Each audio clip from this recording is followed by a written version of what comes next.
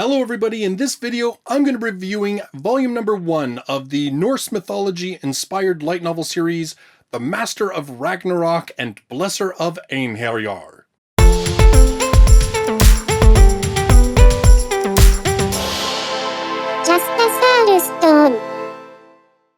Hello everybody, and welcome to this review of volume number 1, so brand new series just released by J-Novel Club, and that is The Master of Ragnarok and Blesser of Einherjar. This one is, well, it's an isekai. We'll just put it out there, it's an isekai. Now, this began publication in Japan back in July of 2013. There are currently 14 volumes available in Japan, but volume number 15 is actually coming out in just a couple of days in Japan. And this one also has recently had the announcement that it is getting an anime adaptation. So, kind of a popular series, obviously, or at least a series that seems to be doing fairly well. If you want to pick up your own copy of this book, you'll find a link in the description down below to Amazon. Using that link does get a couple of pennies towards the channel, so it helps me to buy more books to review here, so I really appreciate you using it. The Master of Ragnarok and Blesser of Einherjar follows main character Yuto, who is once again an average Japanese kid. He's 14, I think, at the very beginning of this book. There is a legend about a shrine by his house, and that the legend goes that if you look at a certain mirror in the shrine through another mirror on the night of a full moon, that you'll be transported to another world, or it's something like that. But, you know, he uses his cell phone, takes a selfie in front of the mirror, and yeah, sure enough, finds himself in another world. This world heavily influenced by Norse mythology in terms of the naming of certain things, some of the political structures, some of the magical abilities of the people, and very heavily sort of in terms of technology-wise based on that sort of early Norse era that, you know, a lot of these myths originated during. Now, Yuto eventually, begins like an average kid swept away to another world. Doesn't know the language, he's confused, he's disoriented, he's homesick. When we actually get into the book, and I mean, we have this little prologue that shows him getting whisked away, but when the book actually starts, so like in chapter 1 basically, it is already 2 years after he's arrived in this world called, funny enough, Yggdrasil, and he at this point has become the leader of the Wolf Clan. Now, there is a bit of world building to do with this whole series about clans, clan structure, political structures. It's kind of interesting that basically he's taken the different worlds of Norse mythology, so like Jotunheim, Asgard, and so forth, and instead of being entirely different worlds, they represent sort of different capitals, different cities, and the Bifrost, instead of being a bridge between worlds, is actually a mountain pass that can take you sort of from one end of the territories to the other.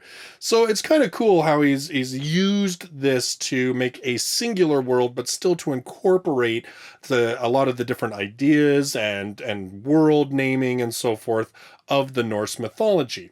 Now, Yuto as the head of the Wolf Clan. The Wolf Clan is a very small clan that's been driven almost to the brink of destruction, but since Yuto has taken over, they have enjoyed a great deal of success. This is mostly because Yuto is armed with a secret weapon.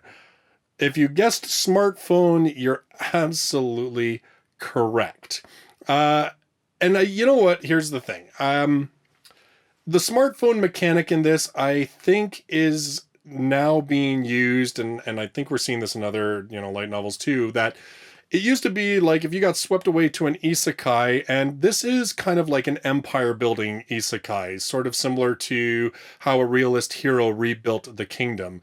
So this really is a story of Yuto trying to raise up the Wolf Clan and improve the Wolf Clan's standing, at the same time trying to figure out how he can manage to get home. Now, So we have this world building, this sort of kingdom building element. And I mean, funny enough, he often quotes Machiavelli's The Prince, which we do see in The Realist Hero. He also often goes to Sun Tzu, The Art of War, which we do also see quoted in The Realist Hero. Yes, I'm comparing them because that's probably the easiest comparison, and because Realist Hero has been out longer, I'm sure more people are far more familiar with it.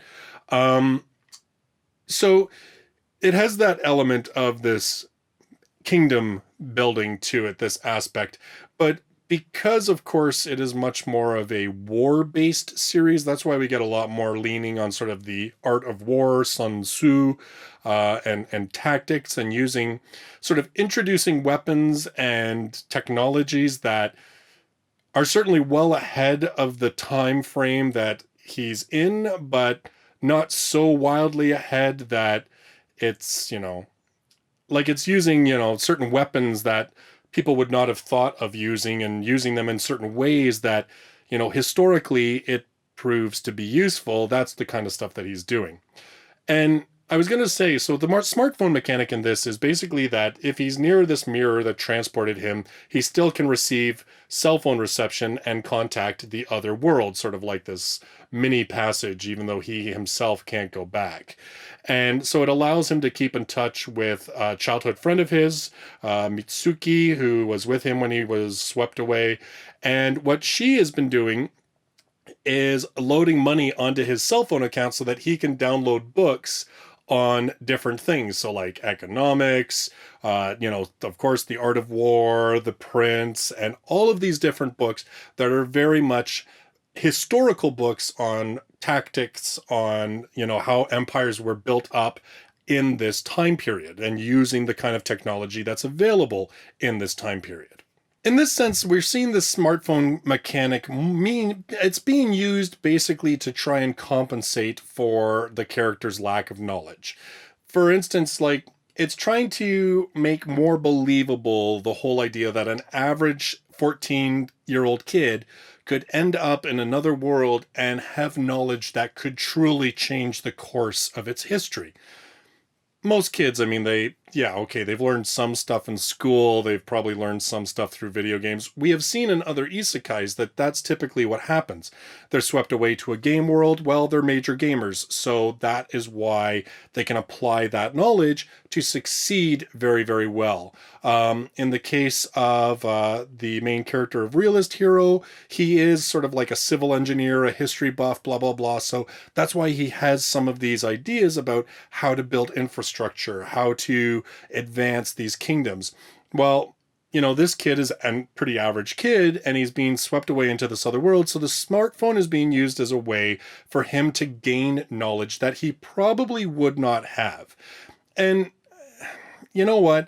It's a little bit lazy, I'm going to be honest. And I mean, it's not like we haven't seen this in other places, but again, it's that mechanic that's sort of like, okay, I know that my character, I want him to succeed because he has all this knowledge, but it's completely unrealistic that he would be that age and be able to know all of those things. And so that's where the whole smartphone comes into it.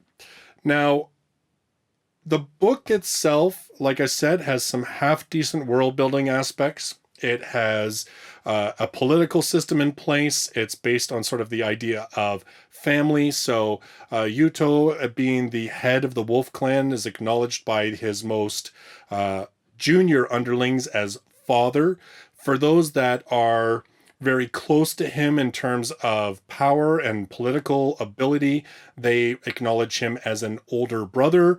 And so we have these sort of different familial names that they'll use in order to recognize and to acknowledge authority, which I kind of liked, although it does kind of bring up the whole thing where you have like girls kind of throwing themselves at a guy and calling him big brother or father. So I'm not too sure whether it's a real honest to goodness world building aspect or whether it's a fetish aspect.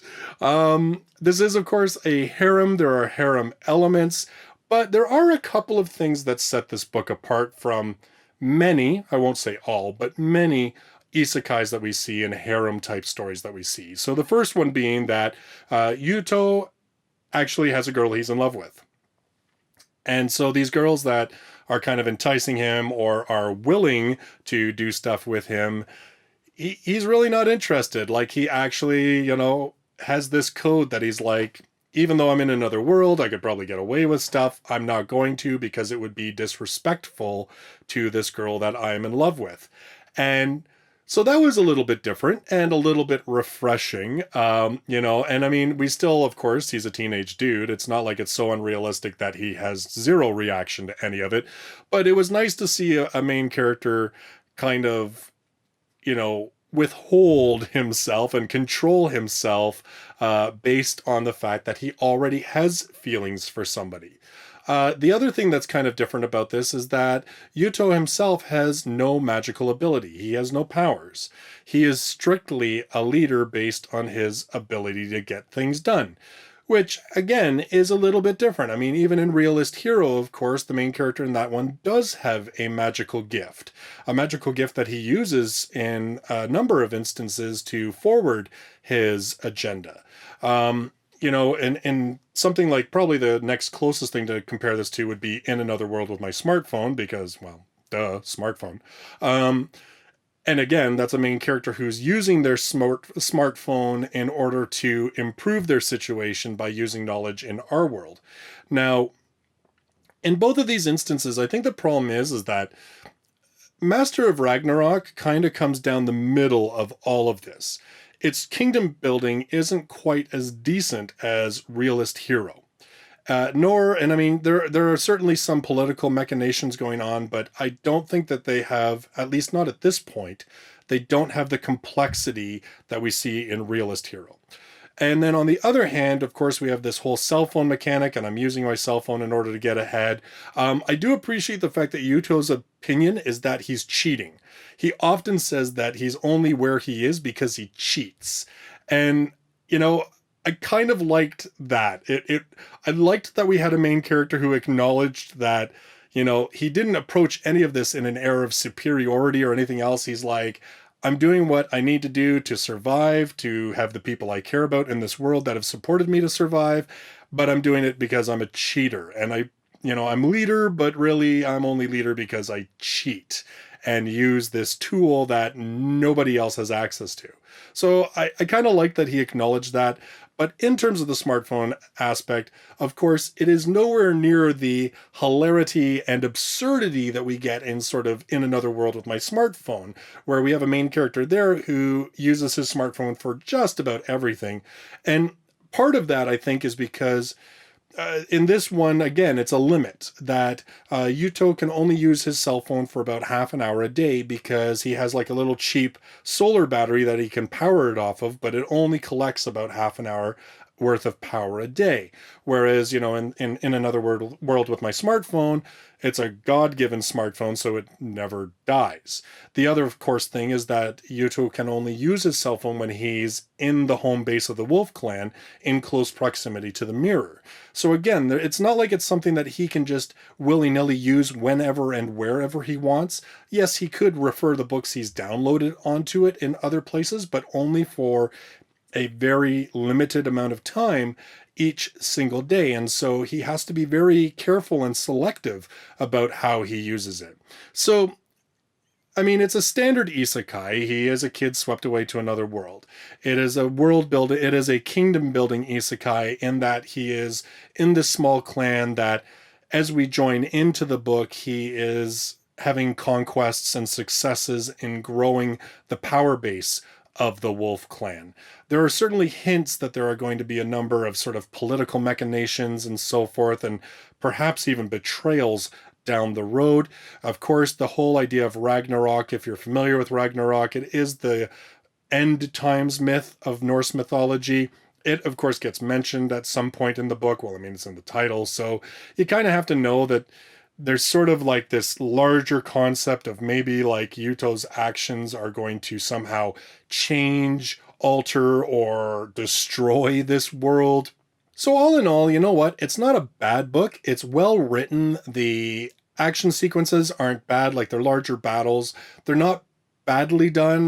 You know, there's not a lot of like really intense one-on-one combat, so that's maybe not as, that's kind of harder to judge that. But I mean, certainly the larger scale battles, the tactics being used, they're written well enough. The characters are serviceable, although I wouldn't exactly call many of them outstanding. I think that's kind of the, you know, that's like maybe the good and bad of this book, really, is that it doesn't really take a lot of chances. It doesn't try to like exploit the cell phone gimmick to the point of it being so absurd it's likable. And it doesn't, you know, really focus on the kingdom building as much, and to the point where it's really interesting or engaging. Now, again, this is only volume 1. All of these things may change down the road. I can only judge it based on this first volume and in comparison to sort of the first volumes of these other books that I have read that have sort of similar mechanics. And again, like this whole idea of him being in this world, the characters, like there's nothing in this book that I would say is horrible. There is nothing in this book that makes you go, oh my God, I totally can't read this. The characters are likable enough. The mechanics are believable enough. The world building is decent enough, which kind of all boils down to it being a fairly average isekai book. Now, if you're really looking for an isekai, though, that is about kingdom building, you don't have a lot of choice. And so this is not a bad option. Like I said, if you've been really into the realist hero, I think you're going to find this one is a little bit lighter on the kingdom building aspects than realist hero, but it certainly does have that aspect, which if you're looking for that, not a lot of other isekais do. This one, again, there are really only like, I think, wow, like it's only really realist hero that I would say focuses that much. So again, like we have, this one is not bad if you're looking to sort of scratch that niche. So it's a decent book. I can recommend it if you want it for that. If you're feeling burnt out on isekais, though, I really cannot recommend this book as being something that's going to change your mind or has something super unique or different that's going to make you go, oh, I'm so glad I read this. If you love isekais and you can't get enough of them, this one is certainly a decent one. It, like I said, the writing is decent, the characters are decent, everything's pretty much on a pretty good level. It's just kind of, I think at this point, a little bit disappointing that, you know, we have a lot of good. I really would have liked to see something maybe a little notch above good. And again, there's really not a lot in this book that is incredibly unique or that makes me very curious about what's going to happen. It just kind of left me like, yeah, okay, that was all right. And I think that's probably about all there is to say, is that this book is just all right. So those are my thoughts on volume number 1 of The Master of Ragnarok and Blesser of Einherjar.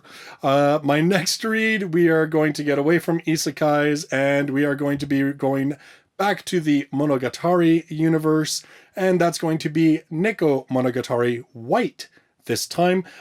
Very excited to be getting into this book. Tsubasa Hanakawa is now the narrator, so Araragi is no longer the only character whose viewpoint we get the series from, so she is a character I am very curious about and who I've really enjoyed in the books, so very much looking forward to reading a book that is from her perspective.